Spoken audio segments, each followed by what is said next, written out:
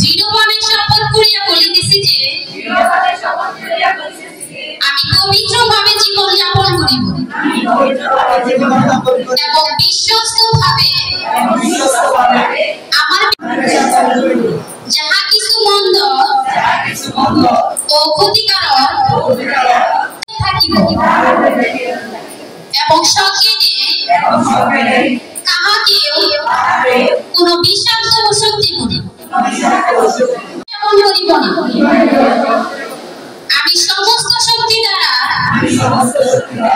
আমার পেশার মান উন্নয়ন করিতে চেষ্টা করিব এবং সেবাকালে কাহার ব্যক্তিগত পারিবারিক কোন গোপন কথা আমার বুঝিভূত হইলে তাহার গোপনীয়তা রক্ষা করিব। বিশ্বস্ততার সহিত আমি চিকিৎসকের কাজে এবং যাহাদের সেবার ভার